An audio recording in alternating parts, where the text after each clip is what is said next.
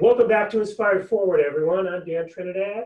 Today I have Sean Zalmanoff, a founder, owner, and Next Level Loan Officers, a coaching platform that not only helps people in their business, but in all four pillars of their life. Sean entered the mortgage industry 17 years ago, where he spent the first year really learning the tips, habits, and best practices of our industry. And since then, he's really determined that to be the underlying reason why the mortgage industry is broken. From then, he knew there had to be a better way. I'm hopeful that we'll hear a little bit of what he's found out. Welcome, Sean. Thank you, Dan. How are you today? I am doing great. How are you? I'm amazing, man. I wish I was enjoying a little bit more Northern California weather than Midwest sweltering heat right now. But I'll We're take what I got. gonna be in the mid 90s today, but no humidity, Good. which is great. So, Sean, tell me a little bit about you got in the business 17 years ago. What were you doing prior to that? So I got in the business in 2002. I graduated college a year before that. Okay. And I was on that magical 4.5 year plan. During that extra half year, every single one of my friends, I was running a bar in college, and every one of my friends who came back said, don't go into the real world. So I spent a year professionally interviewing for jobs and taking none of them. And I knew a guy in the mortgage industry who tried to hire me since I was a sophomore in college. And man, it was kind of crazy because 9/11 happened. And I mean, kids went from spending hundreds of dollars a night in the bar and restaurant industry, and the stock market and everything tanked right then, and it stopped overnight. And I was like, I guess it's time to get a real job. And I ended up in the mortgage industry. It was interesting. You're mentioning that first year, like the first. So I didn't work for him in Columbia, Missouri, where I went to college at Mizzou. I took a job here at an office in a suburb of St. Louis. And man, Dan, they taught me every single thing that was wrong with the business. It was the boiler room in the back. We had kids in there at night who were taking pages out of phone books, and just their job was to call all right through them. wow. And it was, I almost started a consulting business at the time, and where I was like, we charge people so much in fees and the rates are terrible. I can't do this. And I was like, if people pay me $1,000, I'll be able to tell them where to get the best loan. And I mean, I can save people $4,000 or $5,000, and which would have been easy to do in that early 2001, 2002 timeframe.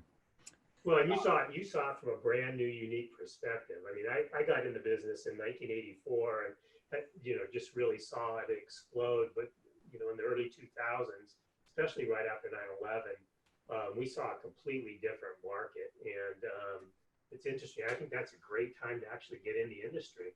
I mean, it's nothing but upside potential at that point, right? Well, there was a lot of refis to do at that time. Yeah, I mean, the rates were plummeting, and yeah, it was definitely a good time to get in. So, what were some of the tricks that you learned, more specifically that how you the more specifics of how you saw that there were some problems in our industry? Well, I mean, I didn't even saw it as industry problems quite at that time. It was just, I was raised about doing things the right way. And I mean, I just knew that my greatest competition and my greatest person that I have to please on a daily basis is myself. And so it was just all about that dude that I looked at in the mirror every day. And I just didn't like the aspect of business that I saw in those early days in the mortgage business. Yeah. So compare that today. Have things changed? Well, I mean, licensing is like the best thing that ever happened in the mortgage world. I mean, I remember sitting in those meetings with the Association of Mortgage Brokers or local association of mortgage brokers, and them talking about licensing and how it was terrible. They're like, well, you're going to need an education. You're going to need it. I'm like, it sounds kind of easy. And why would this not be a good thing? And it's been an evolution to help clean up our industry. I mean, any real estate mortgages, anytime you have an industry that you can make as much income on one transaction as you can, it's going to attract a bunch of people who shouldn't be in our industry. So anything that we can do to cleanse that is a good thing for us. And no, go ahead. And so, it was always about getting better. I firmly believe in the statement that, if you're not getting better, you're getting worse. And so it started me seeking out some coaching early on in my career. And I've been doing this for 17 years now, in my 18th year. And as I saw that, there were programs that I stayed with for 3 months. There were programs that I stayed with for 3 years. And then, some of those programs changed over time. Unfortunately, a lot of people who can't teach, who can't do coach. And there's a lot of coaches in the mortgage industry who haven't originated a loan in 10 or 20 years. They haven't originated a loan ever.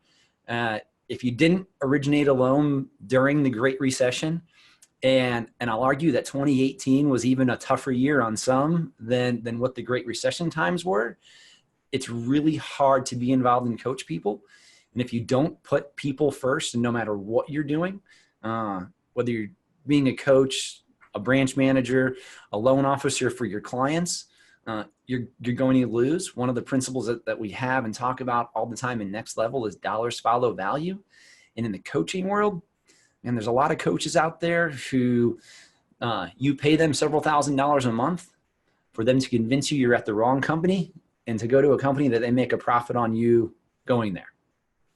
And that was really one of the founding basis of what myself and my partners put together when we put together Next Level Loan Officers. So you did loans for how long before you started leading loan officers? So in 2002, I entered the business. By 2006, I owned my own little mortgage brokerage company. Mm-hmm. And in 2000, so that was 3 or 4 companies I worked at. As most loan officers do, I bounced around a little bit right at the beginning, mm-hmm. Just trying to kind of find the right fit, getting that management position so I could learn a little bit more and help other loan officers. And then the whole time I had my mortgage brokerage company, there was at the peak 7 of us, I think. And then in 2009, I joined the company I'm at now, USA Mortgage. I'm just about to celebrate my 10th year. Wow, congratulations. It's always funny because I get around and I'm, for a while I've had 4 careers here. Now I'm about to have 5 careers here. That's the 2-year cycle of a loan officer. Are you still producing? So I still have a team that actively bears my name. Not the person originating the loans anymore. So talking to the clients. How does that work? I've been talking to lots of experienced loan officers that are branching out and doing other things, but they have a pretty solid book of business and a really good brand. How do you make that work? So there's 3 people that I have that are amazing and that run that team. The most junior on that team has been with us for 3 years, and the most senior has been my partner on there, running it for 8 years. So it's happening. Go out and get the business, or they just use your name because you've been around for a while?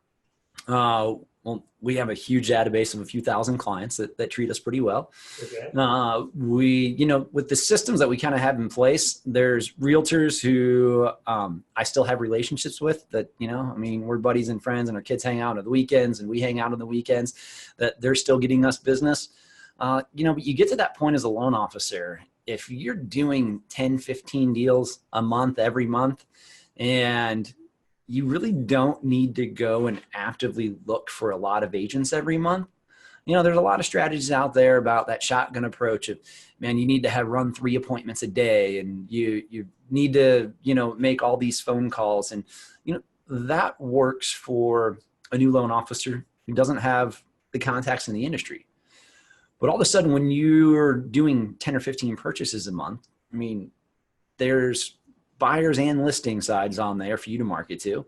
I mean, there's a good at least 10 people a month between buyers agents and listing agents that you don't know, that if you do a great job throughout the transaction, have some key targeting points of when you touch them, that you're going to form new relationships and be able to work the good ones of the cool agents that are like-minded, that you can really grow your business from there. And they've just done a really amazing job of doing that. So I still go on a few realtor appointments here and there. When I joined USA, I came over here with just one other person. I had some part-time kind of LOs in my mortgage brokerage shop, and it wasn't forming anymore. So now I personally have offices in 5 states. And in order to serve those loan officers and grow what we have, there's 47 people who work with me underneath this now, and be able to run the coaching business as effectively. And I wouldn't be able to do it without having 4 other partners who are amazing. Then, being able to do the day-to-day loan activities doesn't work for where I'm heading right now. Yeah. No, so now, do your realtor, your business partners, your buddies with them, do they know that you're not in the day-to-day grind of the business any longer? Oh yeah. So we primarily work with teams who are doing pretty well themselves. Mm-hmm. And so, there's a lot of ideas that are bounced off on a continual basis, like the number one hire that I believe every loan officer should have once they get to X, and that could be 5 loans, that could be 8 loans for them as a loan partner. And I mean, it's the same thing on the real estate side. So part of the value that we bring to our agents is all of the coaching that I've been in before and that I do with Next Level. Man, that is a great way to really add value to our realtors as well too. So by adding a loan partner. Well, by adding a loan, their real estate partner, their transaction coordinator, their buyer's agent, which is really typically what their first hire is when they get to that point. And so there's so much that we can bring and so many synergies. So we really look for agents who are wanting to grow, or agents who are at max capacity and they're working too much. They're working 50, 60 hours a week, and they don't have the home work-life balance. There's a lot of companies out there. There's a lot of people out there who, they make $250,000+ a year working 60 or 70 hours a week. And they're the most miserable rich people or well-off people that, you ever met in your life. And it's just no fun to make the money and not have the work-life balance. Yeah. I think so many people in our industry that have been around a long time, you've made so much money and you've developed such horrible habits in that you're taking the phone call at 9 o'clock at night, you're working all day on a Saturday and a Sunday, and you're just doing it kind of by osmosis because you haven't on purpose set anything else up in your life. And then you get to this age, where I'm at, and I'm talking to lots of loan officers right now that are in their 50s, and they are just, they're just stuck. They're just in a swirl. They didn't accomplish everything they wanted to in their life.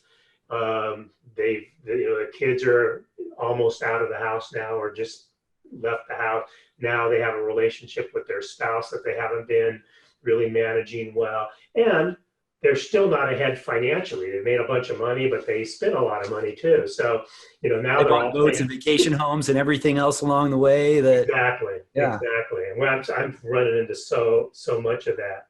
So you stopped originating, you started hiring some loan officers. I'm sure a lot of the stuff you're coaching in Next Level, you're pouring into your team on, and then you started opening other branches. How much are you spending the majority of your time now? Let me back up. Are the loan officers that are working for you in your company, are they part of Next Level? I'm sure a lot of them are.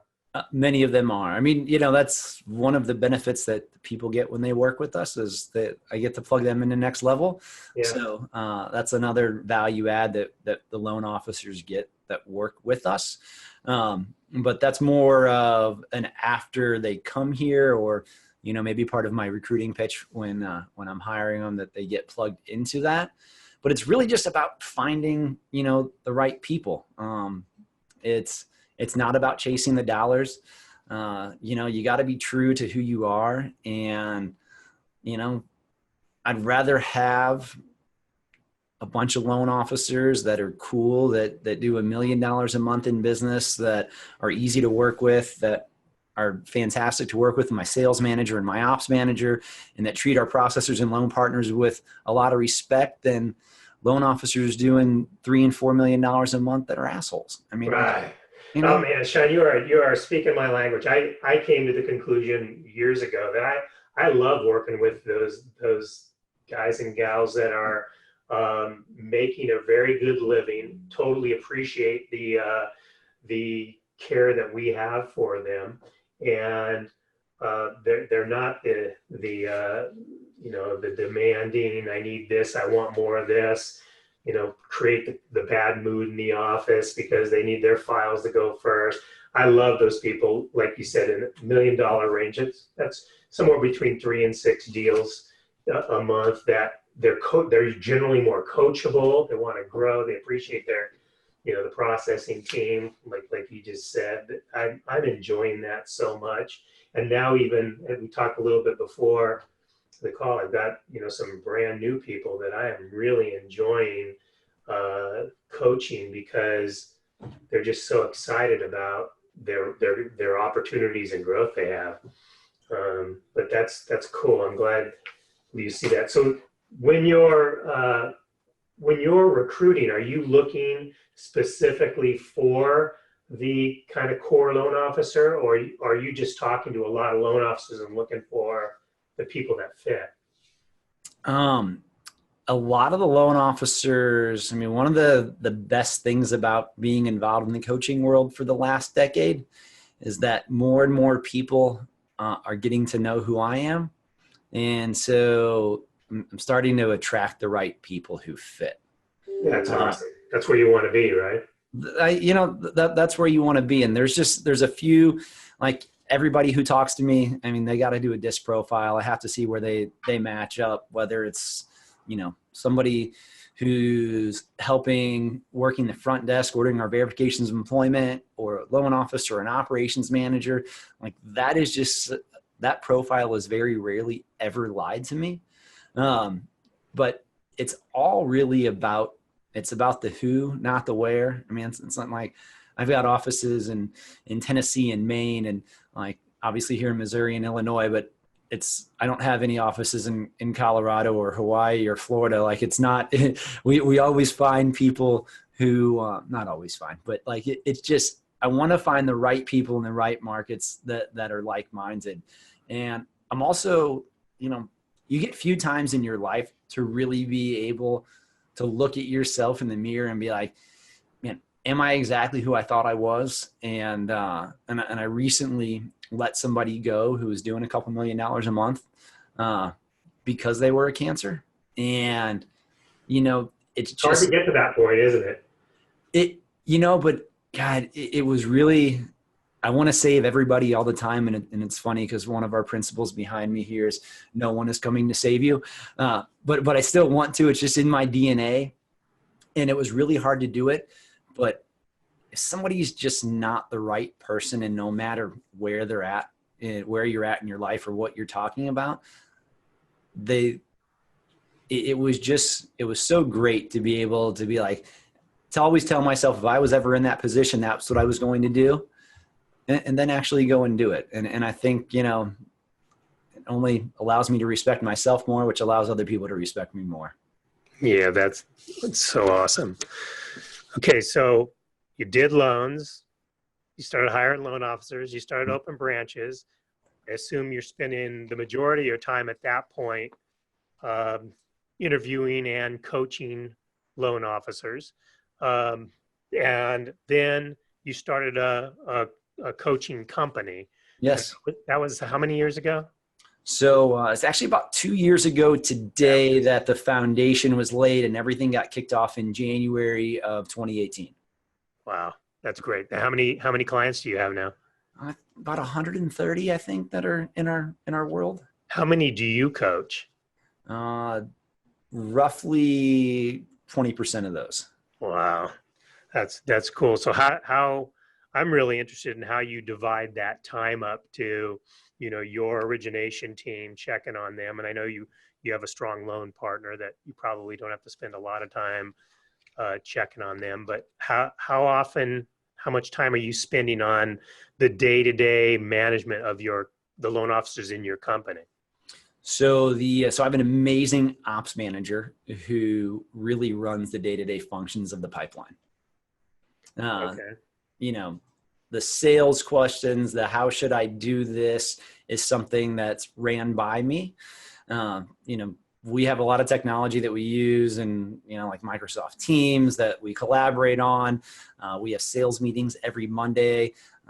There's another touch base that we have on Thursday with the team. So if people need me, I'm always here, but they're strategic times that everybody knows that like, it's Tuesday afternoon. This isn't life and death. It can wait till Thursday morning.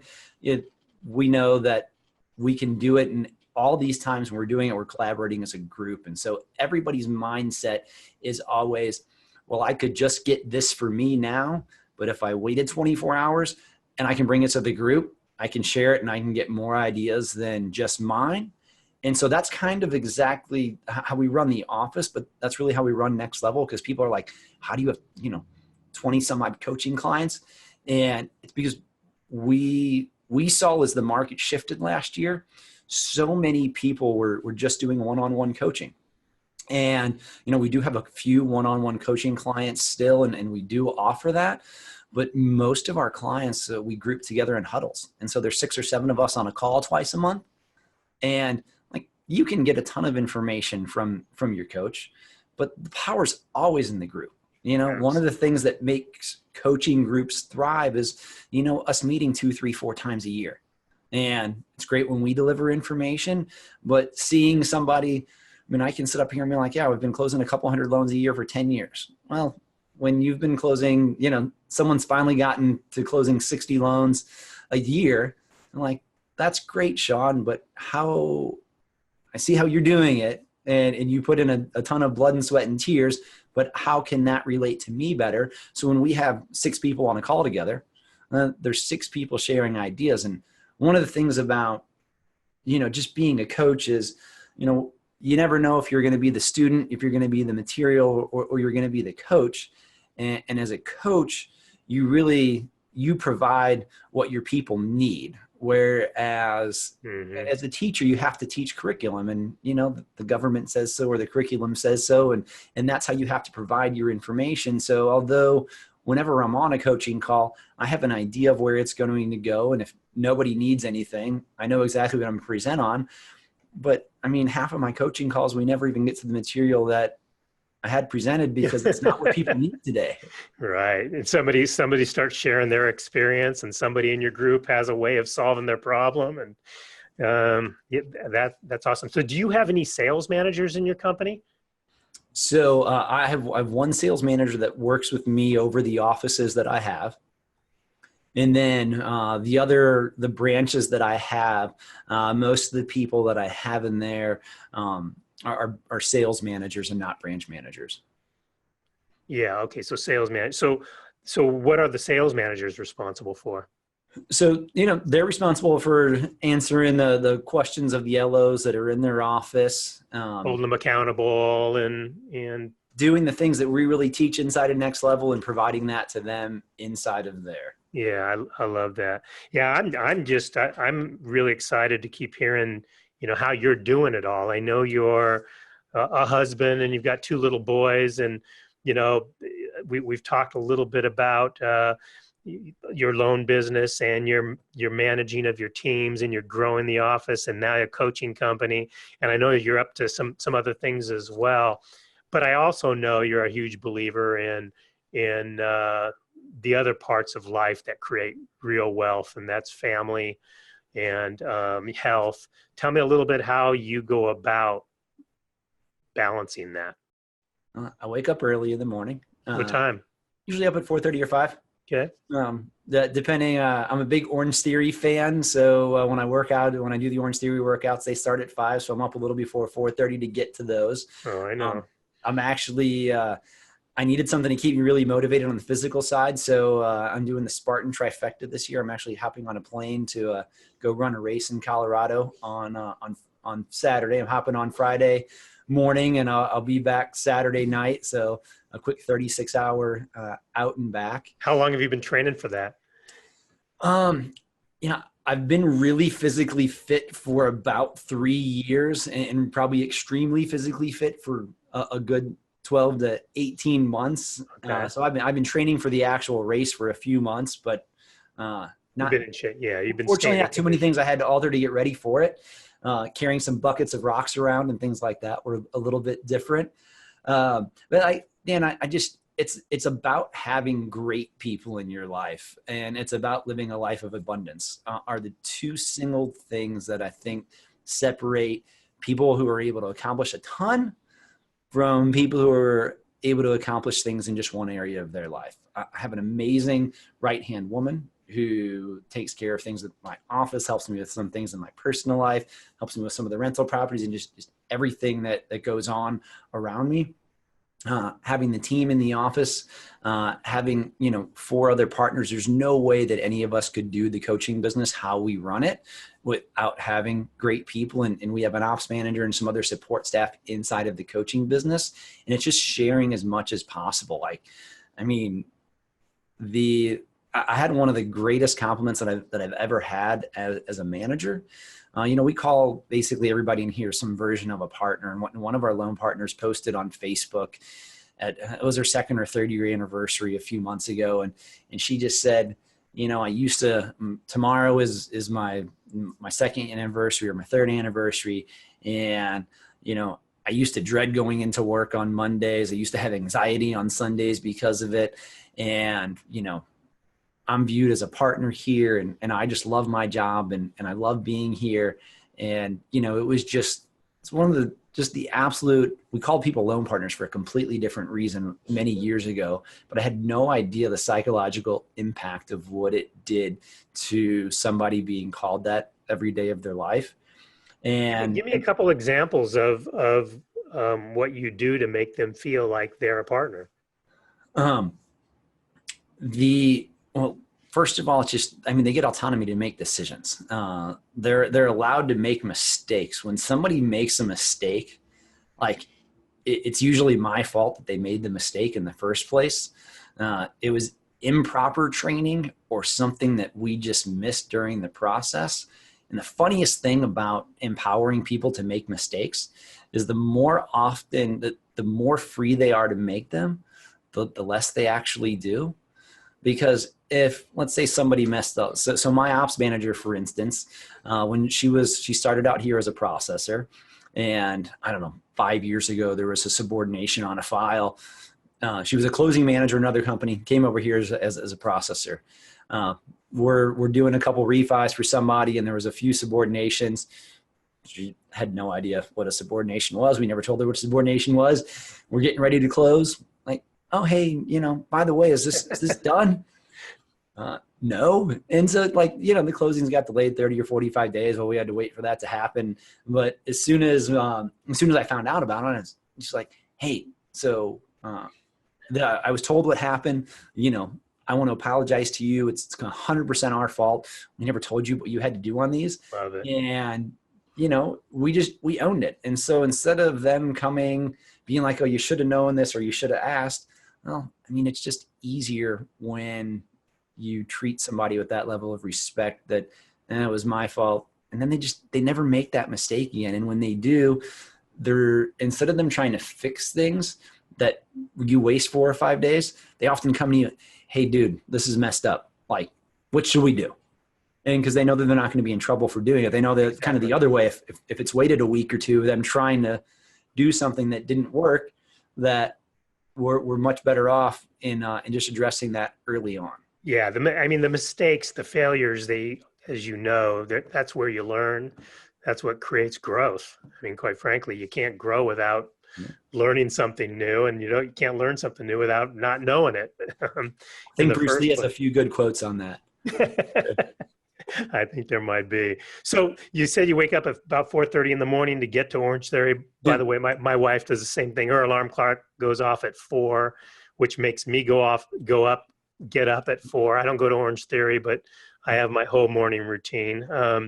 So I get home like, basically by the time the kids are getting up. Uh-huh. My wife does Orange Theory, so sometimes we switch off and I'll go to the gym after that. But I get to spend a few hours with them in the morning. We all eat breakfast together, and then I get to take the boys to school every morning. So it's I could Wonderful. get into work a little bit earlier, but I drop them off around somewhere between 8:15 and 8:30, and it's just I want to be there. I know from talking to so many people that I'm never going to look back on my life and be like, man, I should have worked that extra hour between 7:30 and 8:30. For sure. And so we get to, we spend time in the morning, we play together. This means like I'm present and I'm with them. I'm not on my phone and I'm not on Facebook and I'm not checking email. I've definitely checked it once or twice. I'm not saying that I'm completely oblivious to it, but it's anything that needs to be done, that needs to be forwarded out. And then I really get to spend a few hours with them. And I mean, when I'm at work, like I'm busy. Like, Yeah. I don't, my days are full. My calendar's planned. I know what I'm doing before I get to work.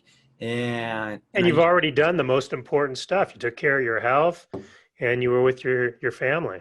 I mean, so, that's the most important thing there is, I'm sure, to you.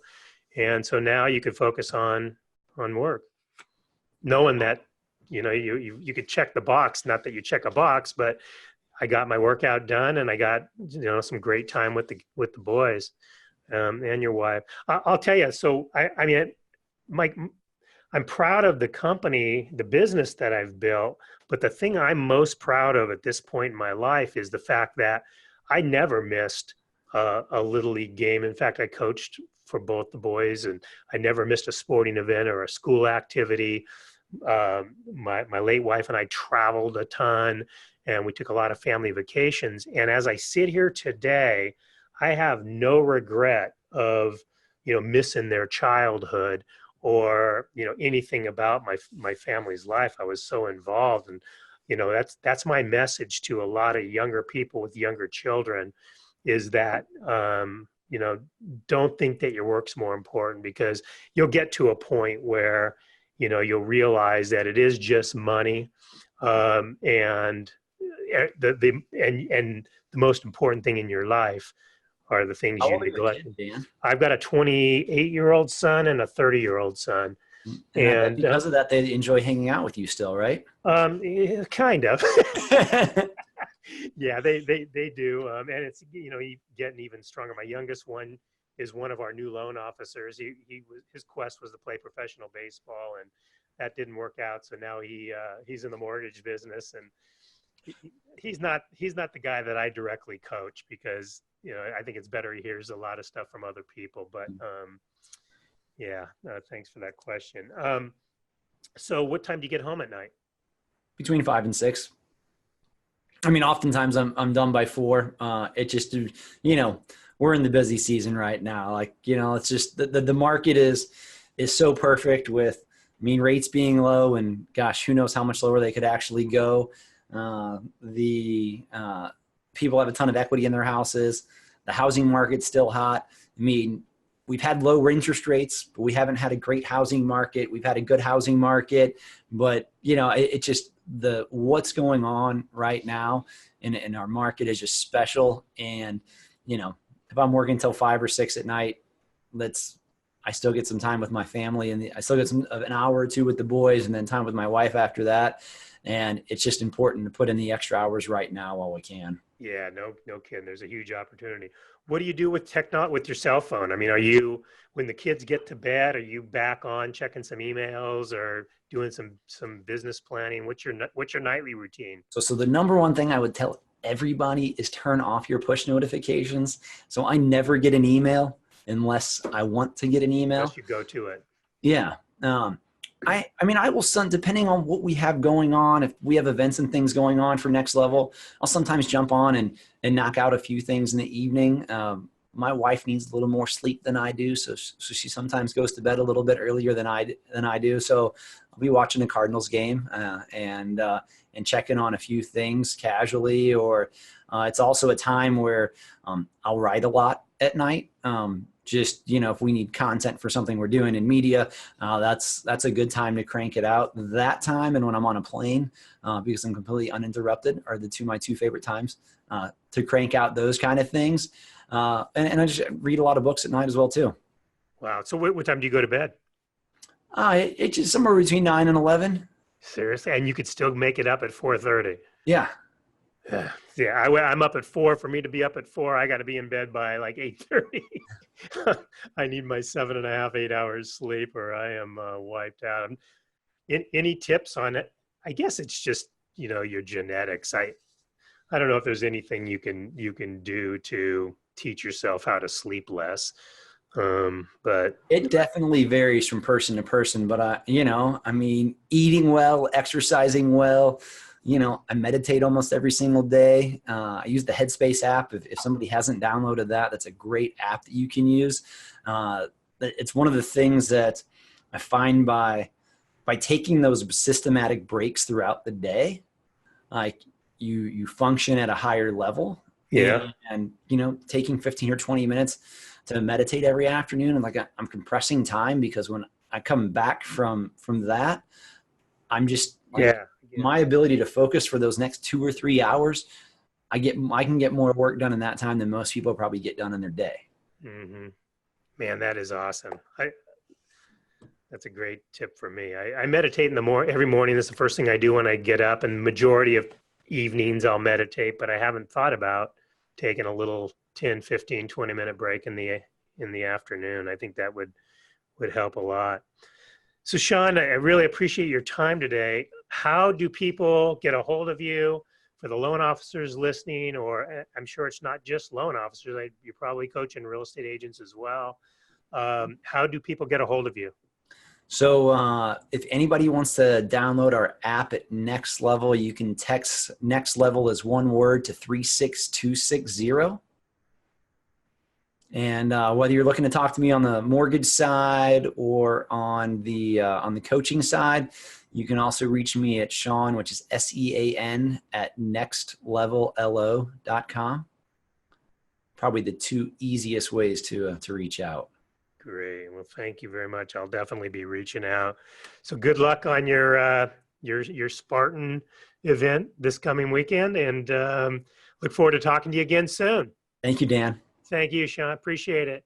Have an awesome day. All right, you too. Bye-bye.